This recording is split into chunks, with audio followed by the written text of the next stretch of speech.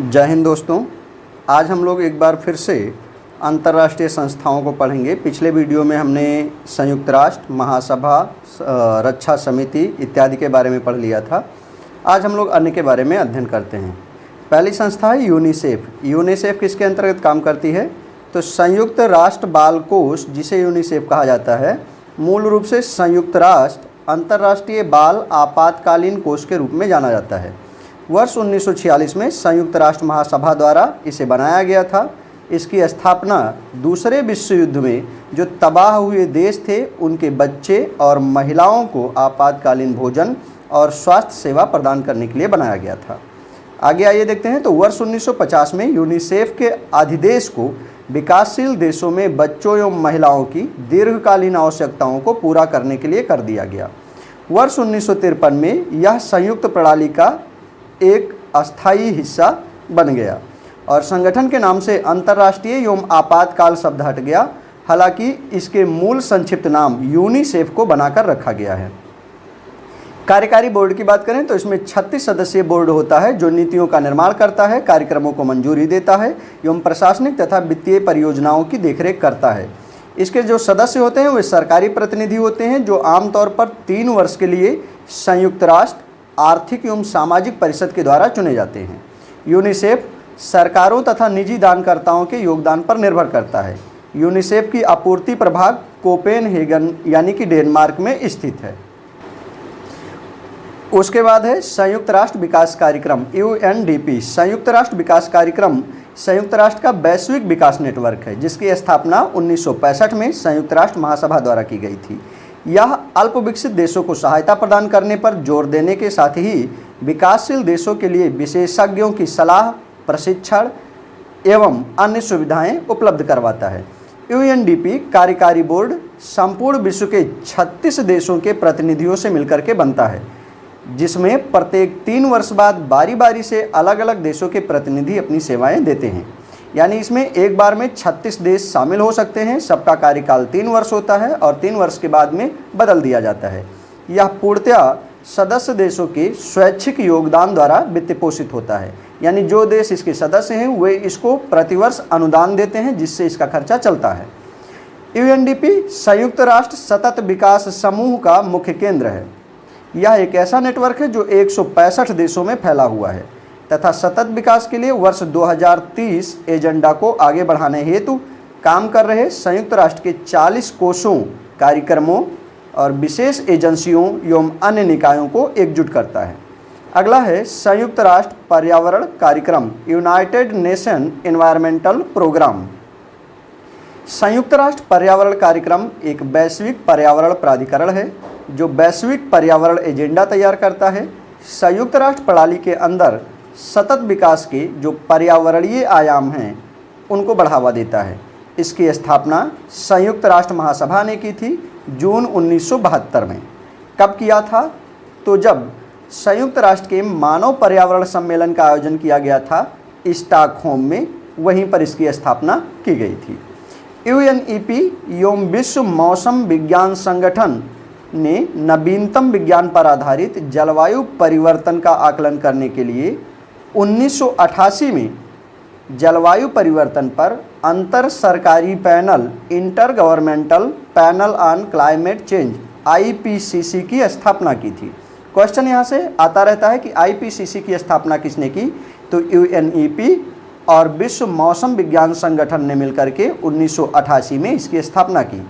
इसकी स्थापना के बाद से यूएनईपी ने बहुपक्षीय पर्यावरणीय समझौतों जैसे कि ओजोन परत के संरक्षण के लिए जो वियना कन्वेंशन हुआ था, पारे पर मिनीमाता कन्वेंशन हुआ था, खतरनाक अपशिष्ट एवं उनके निपटान का जो सीमा पारीय आवागमन है वह उसके लिए बेसल समझौता हुआ था, अस्थायी जो कार्बनिक प्रदूषक हैं उनके लिए स्टॉकहोम समझौता हुआ था, अंतर्राष्ट्रीय व्यापार में कुछ खतरनाक रसायन एवं कीटनाशक के लिए पूर्व सूचित सहमति प्रक्रिया पर रॉटरडम समझौता हुआ था। इन सब से जो है संबंधित है। अगला है विश्व खाद्य कार्यक्रम। यह एक अग्रणी मानवीय संगठन है जो आपात स्थिति में खाद्य सहायता प्रदान करता है एवं पोषण में सुधार के लिए समुदाय के साथ में मिलकर काम करता है, लोगों की जीवन बचाता है तथा उनके जीवन में परिवर्तन लाता है।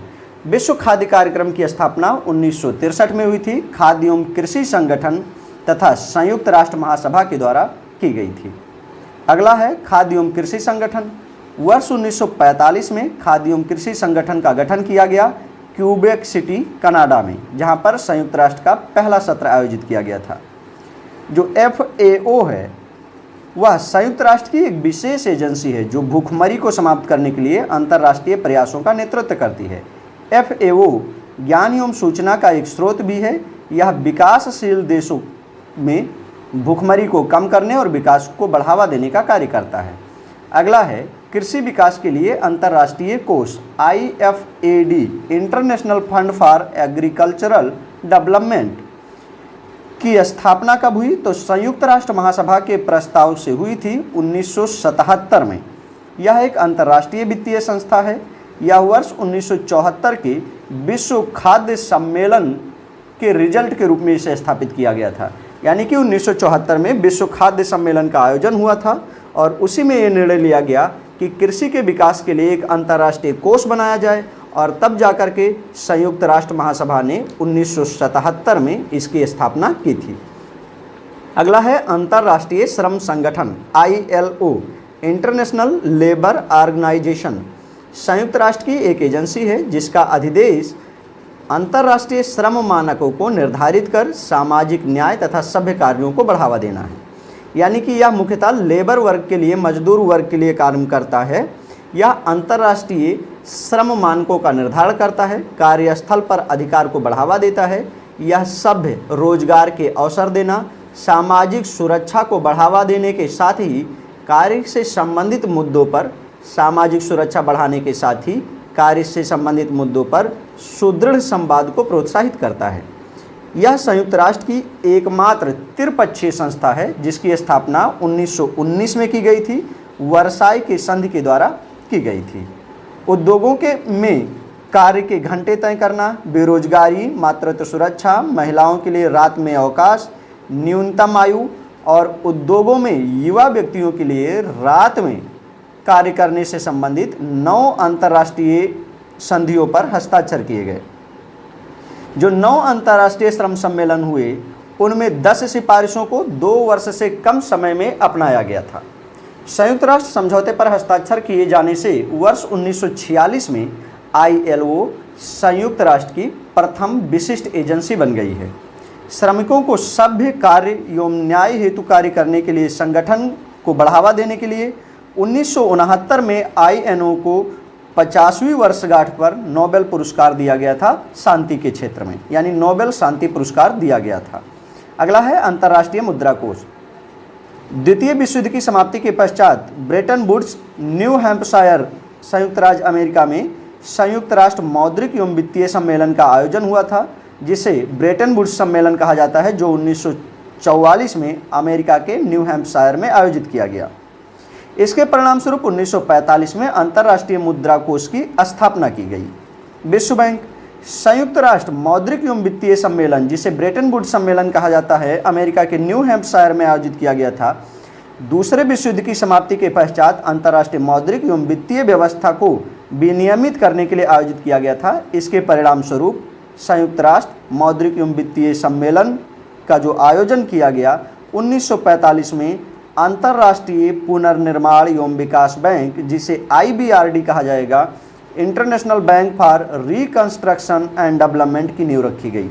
तो IBRD की स्थापना 1945 में किया गया था अंतर्राष्ट्रीय मौद्रिक एवं वित्तीय व्यवस्था को लागू करने के लिए। IBRD विश्व बैंक की संस्थापक संस्था मानी जाती है। तो इस तरह से यह हमारा दूसरा वीडियो था अंतर्राष्ट्रीय संस्थाओं के ऊपर।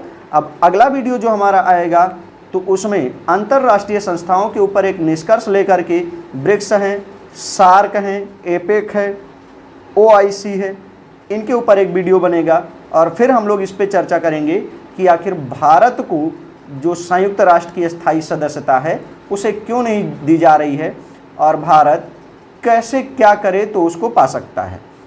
तब तक के लिए जय हिंद,